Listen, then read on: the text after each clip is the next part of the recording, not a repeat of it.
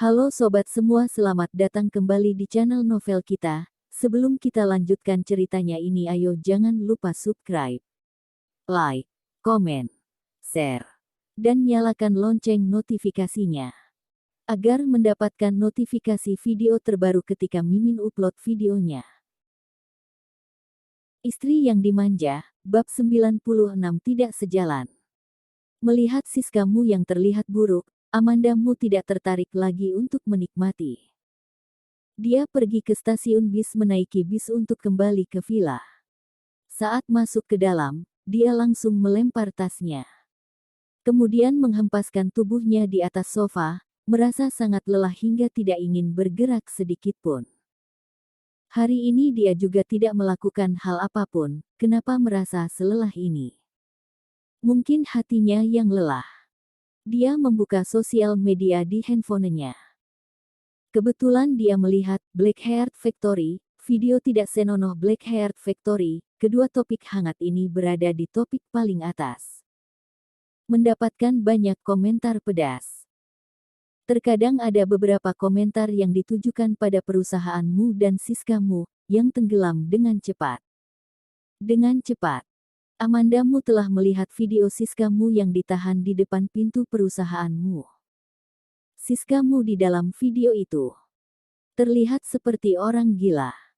Komentar panas yang berada di urutan nomor 1 di video itu adalah, "Kenapa aku merasa wanita ini semakin dilihat semakin seperti tidak waras? Jika tidak setelah video tidak pantasnya bocor, kenapa dia masih bisa memaki reporter dengan tidak tahu malu, dan mengatakan jika ini adalah palsu? Setuju dengan pendapatmu. Untung saja aku bukan temannya. Bukankah orang tidak waras seperti ini tidak akan dihukum jika membunuh? Dia pasti wanita yang kehilangan akal sehatnya. Wajahnya cantik juga, berapa harganya untuk diajak tidur?" Amandamu meletakkan handphonenya. Malas untuk melihatnya lagi. Selain beberapa pengawal yang berjaga di luar, villa ini terasa sangat kosong. Entah apakah Ricky Mo dan Charles Mo berada di rumah atau tidak. Amandamu berpikir sejenak, kemudian mengirim pesan pada Charles Mo. "Apa kamu pulang makan?" Jika Charles Mo tidak pulang makan, maka dia tidak akan memasak. Lagi pula ada pengawal yang memasak. Di sisi lain kebetulan Ricky Mo baru saja menyelesaikan rapat yang panjang selama 3 jam. Dan merasa sedikit lelah. Baru saja dia duduk kembali di ruangannya, dia mendapatkan pesan dari Amandamu. Saat dia akan membalasnya, dia melihat James Gu yang berjalan dengan langkah besar memasuki ruangannya. "Ricky, lihat ini." James Gu menyerahkan handphonenya ke hadapan Ricky Mo. Ricky Mo menunduk melihatnya. Iris matanya sedikit melebar, melihatnya hingga selesai, berucap dengan nada yang dingin.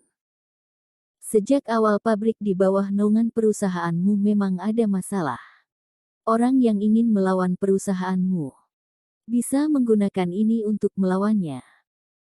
Namun sekarang perusahaan-perusahaan ini tidak ada satupun yang bersih, jadi jika hanya singgungan biasa, tidak akan ada orang yang berani melawan perusahaanmu seperti ini." James Gu menganggukkan kepalanya, berucap, "Menurutmu dengan munculnya masalah ini, akankah tuan besarmu itu kembali ke sini?" Ada kemungkinan, entah apa yang dipikirkan Ricky Mo, nada bicaranya berubah menjadi dingin.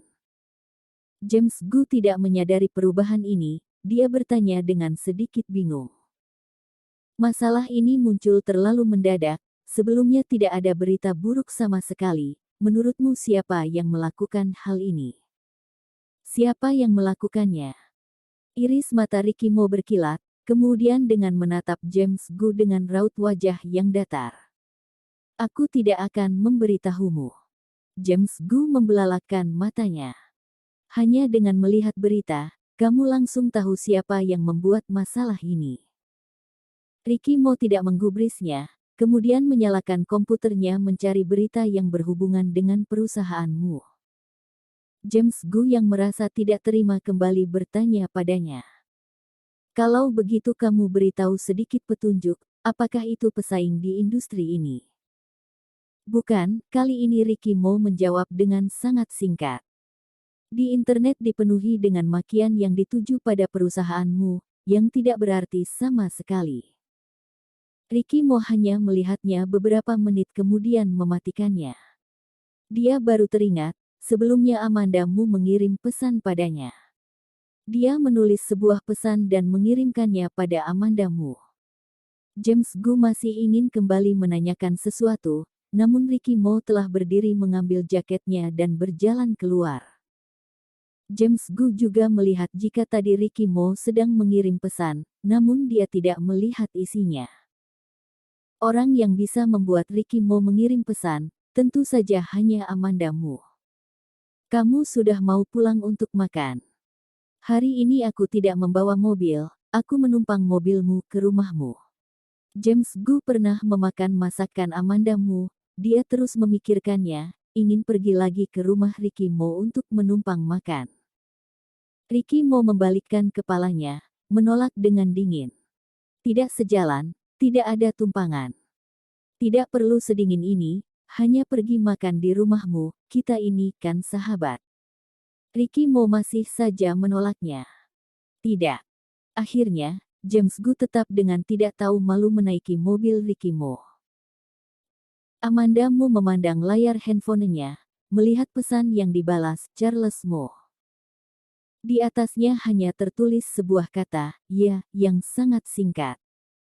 Sebagai pengidap jiwa miskin, Amanda Mu merasa dirinya perlu menambahkan Charles Mo ke akun chattingnya.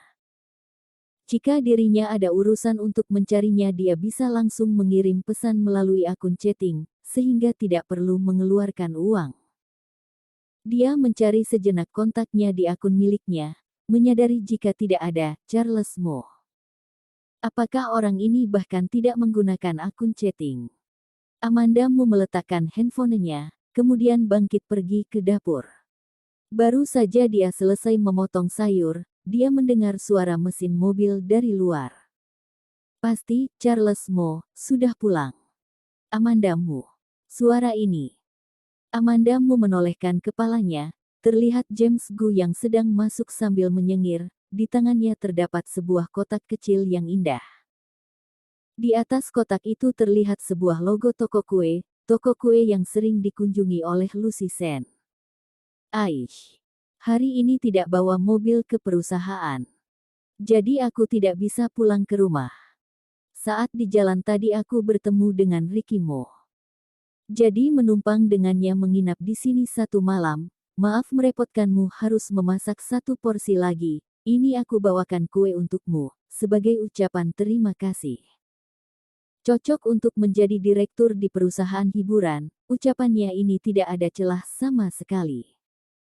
Namun, dia sedikit tidak terbiasa dipanggil Amanda oleh James Gu. Terima kasih. James Gu yang tampan membuat siapa saja menyukainya, ditambah lagi sangat sopan seperti ini, tentu saja Amanda Mu hanya dapat tersenyum menerima kuenya. Amanda Mu dengan jahilnya mengirimkan foto kue itu pada Lucy Sen. Lucy Sen mengirim emotikon kesal. Kamu tidak mengajakku pergi membeli kue. James yang membelinya, seperti toko yang sering dikunjungi seseorang kan. Entah apakah seseorang itu pernah bertemu dengannya. Mengangkat pedang sepanjang 40 meter. JPG. Amanda Mu tidak lagi menggodanya, teringat dengan ucapan Lucy Sen sebelumnya yang ingin merayakan dengannya. Apa mau datang ke sini untuk makan? Tidak, James Gu juga ada, jadi Lucy Sen tidak mungkin datang. Saat makan, James Gu yang terus memikirkan masalah pabrik perusahaanmu, kembali mengungkit masalah ini. Amanda Mu makan dengan menundukkan kepalanya, tidak mengeluarkan suara apapun, diam seperti bisu.